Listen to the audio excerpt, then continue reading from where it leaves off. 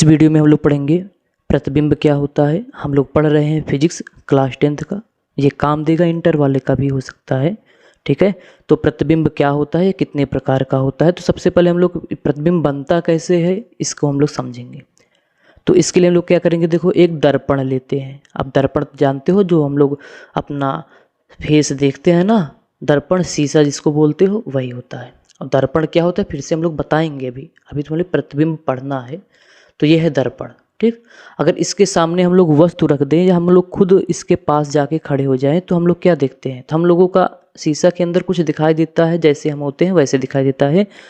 तो जो शीशा के अंदर, जो मिरर दर्पण के अंदर दिख रहा है वही क्या है, प्रतिबिंब।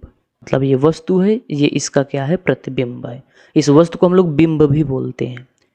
तो ये वस्तु है और जो शीशा के अंदर दिख रहा है, याद रखना। देखो हम लोग क्या बोलते हैं, इसको आप ध्यान से समझना। शीशा के अंदर कुछ दिखाई दे रहा है। अगर हम पूछे क्या वास्तव में शीशा के अंदर कुछ होता है, क्या कुछ नहीं होता है ना।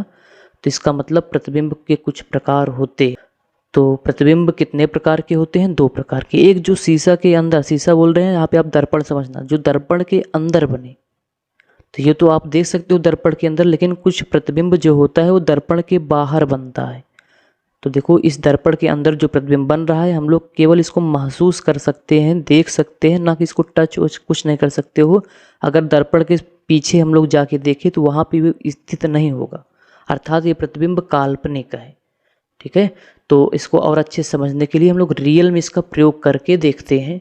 तो आइए देखते हैं, जो वीडियो हम लोग आपको दिखाने वाले हैं उसमें हम लोग समझेंगे प्रतिबिंब के प्रकार क्या होता है। तो प्रतिबिंब समझने के लिए हम लोग 3 दर्पण लिए हैं, ठीक। एक अवतल है, समतल है और उत्तल है। तो दर्पण कौन अवतल होता है, कौन उत्तल होता है, इसके बाद में करेंगे, क्योंकि हमारा लक्ष्य है आज का वीडियो में प्रतिबिंब समझाना। प्रतिबिंब 2 प्रकार के होते हैं, तो कैसे 2 प्रकार के होते हैं ये समझना है, ठीक है। तो चलो, तो ये रहा उत्तल दर्पण, ठीक। उत्तल दर्पण में देख सकते हो प्रतिबिंब इसके अंदर दिखाई दे रहा है। और ये है अवतल दर्पण। अवतल दर्पण में देखो प्रतिबिंब दिखाई नहीं दे रहा है, देख सकते हो आप, प्रतिबिंब दिखाई नहीं दे रहा है।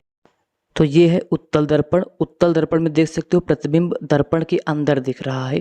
मतलब एक प्रतिबिंब ऐसा बन रहा है जो कहाँ है, दर्पण के अंदर। तो एक प्रकार ये हो गया जो प्रतिबिंब बने दर्पण के अंदर। देखो इसमें भी, समतल दर्पण में भी दर्पण के अंदर ही बन रहा है, ठीक।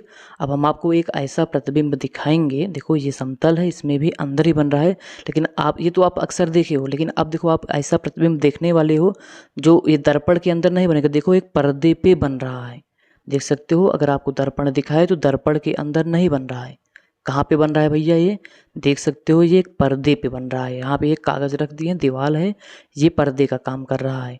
तो मतलब देख सकते हो हम लोग क्या समझ रहे हैं कि प्रतिबिंब 2 प्रकार के हुआ। एक जो दर्पण के अंदर बने और एक जो दर्पण के बाहर। देखो ये दर्पण के पर्दे पे नहीं बन रहा है, ये देखो अगर आपको ऐसे थोड़ा सा हम लोग हटाएं तो दर्पण के अंदर बन रहा है।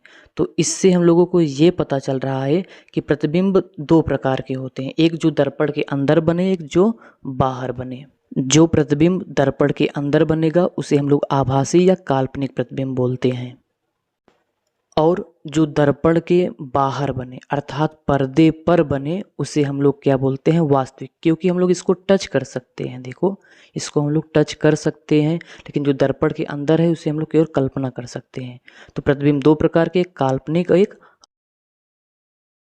तो प्रयोग से हम लोग क्या देखें, प्रयोग से हम लोग ये देखें कि प्रतिबिंब 2 प्रकार के होते हैं। प्रतिबिंब कितने प्रकार के होते हैं भैया, 2 प्रकार के। तो सबसे पहले हम लोग क्या करेंगे, प्रतिबिंब की परिभाषा लिखते हैं। प्रतिबिंब की परिभाषा क्या होगा, किसी बिंदु स्रोत से आते हुए प्रकाश की किरणें। जैसे मान लो ये जो वस्तु रखे हैं, यहाँ से प्रकाश किरणें निकलेंगी, इस दर्पण से टकराएंगी। और टकराने के बाद याद रखना, अगर जो किरणें टकराई हैं वो पीछे जाके मिलेंगी, तो अगर ये पीछे मिलेंगी तो आभासी प्रतिबिंब होगा। अगर दर्पण के सामने आकर टकराएंगी तो कहाँ पे होगा भैया, वास्तविक होगा। तो देखो परिभाषा क्या है प्रतिबिंब का, किसी बिंदु स्रोत से आते हुए प्रकाश की किरणें दर्पण से परावर्तन के बाद जिस बिंदु पर मिलती हैं या जिस बिंदु से आती हुई प्रतीत होती हैं उसे उस बिंदु स्रोत का प्रतिबिंब कहते हैं। मतलब देखो यहाँ पे या तो मिलती हैं या तो आती हुई प्रतीत होती हैं। याद रखना, जब प्रकाश किरणें अपने आप जाके मिल जाएंगी तो वहाँ पे प्रतिबिंब बनेगा वास्तविक। अब जब हमें लगेगा कहीं से आती हुई प्रतीत होती है तो वहाँ पे क्या बनता है, आभासी बनता है। जैसे अगर यहाँ पे बात करें तो यहाँ से प्रकाश किरण निकलेंगी, दर्पण के पीछे हमें मिलती हुई ना, मतलब प्रतीत होंगी कि वहाँ से आ रही हैं। तो इसका हम लोग बात आगे करेंगे। तो हम लोग क्या पढ़े अभी, प्रयोग में देखें कि प्रतिबिंब दो प्रकार के होते हैं ना। जब लोग दर्पण का प्रतिबिंब बनाएंगे तो वहाँ पे अच्छे समझ जाओगे कब प्रतीत होती हैं, कब ऑटोमेटिक अपने आप मिलते हैं। तो वो उसके लिए छोड़ दो, अभी इसमें केवल हम लोग प्रतिबिंब के प्रकार समझो, ठीक है ना। तो प्रतिबिंब तो वैसे समझ में आ गया होगा, जो दर्पण के अंदर बने अर्थात दर्पण के पीछे बने वो क्या होता है, आभासी। जो दर्पण के सामने अर्थात जो पर्दा में प्राप्त होता है वो वास्तविक होता है।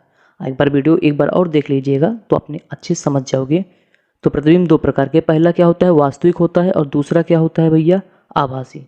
वास्तविक पर्दे में बनता है, आभासी दर्पण के अंदर अर्थात दर्पण के पीछे बनता है। हाँ, थोड़ा सा अब हम लोग पहले इसको पढ़ लेंगे कि वास्तविक प्रतिबिंब की परिभाषा आप क्या लिखोगे। देखो परिभाषा है, किसी बिंदु स्रोत से आती हुई प्रकाश की किरणें दर्पण से परावर्तन के बाद जिस बिंदु पर वास्तव में मिलती हैं उसे उस बिंदु स्रोत का वास्तविक प्रतिबिंब कहते हैं। देखो भाई, वास्तविक आभासी आपको रियल में क्या होता है समझा दिए हैं।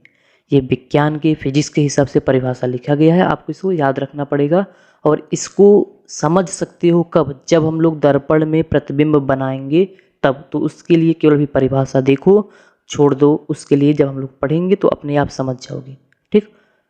और दूसरा क्या होता है भैया, देखो उसमें कुछ और समझ लेते हैं। जैसे वास्तविक प्रतिबिंब पर्दे पर प्राप्त किया जा सकता है, जो एग्जाम्पल में भी देखे थे, जो हम लोग प्रयोग किए थे। और वास्तविक प्रतिबिंब वस्तु की अपेक्षा हमेशा उल्टा होता है। अगर ध्यान से देखना तो मोमबत्ती उल्टी बनी थी, अगर जाके देख के आओ तो मोमबत्ती उल्टी ही बनी थी अर्थात उल्टा बना था।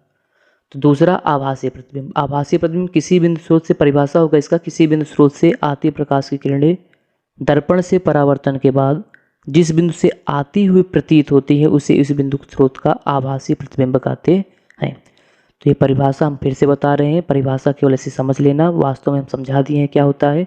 इसके हमें आगे वीडियो के लिए छोड़ दो, ठीक है। वहाँ से जब हम लोग पढ़ेंगे दर्पण से प्रतिबिंब कैसे बनाया जाता है तो आप वहाँ से समझ सकते हो। तो अब देखो, आभासी प्रतिबिंब के कुछ गुण होते हैं। जैसे आभासी प्रतिबिंब को पर्दे पर प्राप्त नहीं किया जा सकता है।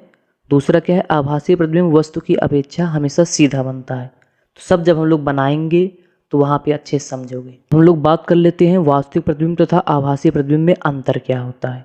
तो अंतर तो वैसे वहाँ समझ गए होंगे। देखो, यह किरणों के वास्तविक कटान से बनता है। अब वास्तविक कटान क्या है सब पढ़ोगे जब हम लोग चित्र बनाएंगे तब ना। अभी भाई किरणें तो यहाँ पे दिखाई नहीं देगा। आभासी में यह किरणें के काल्पनिक कटान से बनता है। दूसरा, यह प्रतिबिंब पर्दे पर प्राप्त किया जा सकता है, कौन, वास्तविक। और आभासी प्रतिबिंब जो है पर्दे पर प्राप्त नहीं किया जा सकता है। वास्तविक प्रतिबिंब वस्तु की अपेक्षा हमेशा उल्टा होता है। वास्तविक क्या होता है, उल्टा होता है। अभी दिखाई देगा ना, उल्टा होगा, जो देख सकते हो वहाँ पे जाके। और आभासी प्रतिबिंब क्या होता है, हमेशा सीधा बनता है। और यह दर्पण के सामने बनता है, और जो है आभासी है दर्पण के पीछे बनता है। तो उम्मीद है वीडियो पसंद आया होगा। अगर वीडियो पसंद आया हो तो लाइक सब्सक्राइब जरूर करिएगा। मिलेंगे हम लोग नेक्स्ट वीडियो में, तब तक के लिए धन्यवाद।